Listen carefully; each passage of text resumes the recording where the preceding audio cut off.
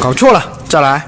看一下这个空调管道清洗剂，免拆的清洗剂，这边是接气管，然后这里带个开关，这边是对着你需要清洗的那个空调管道，这里有个开关，给它按一下，它就可以喷出那个清洗剂啊。我们把这个盖子给拧开，拧开之后往里面加进去，专用的空调管道清洗剂，加好之后给它拧上，给它拧到位之后把气管接上。然后这里有一个泄压阀啊，如果压力够高的话，它是可以泄压的啊，很安全。阀门关上之后，把管子接上，这样之后打上压力了，然后对着我们需要清洗的这个管道，不用拆下来，只要这头拆掉，然后把另一头的膨胀阀那头给拆掉就行了。对着我们需要清洗的管道，给它按下开关。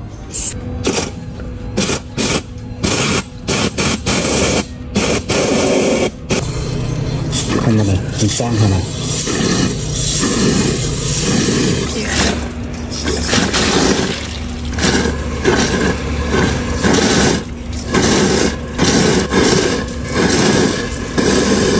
这样就不需要拆里面的蒸发箱了。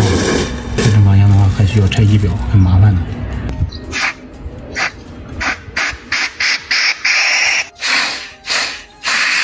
亲测的确实好用，省时省力，洗的还很干净。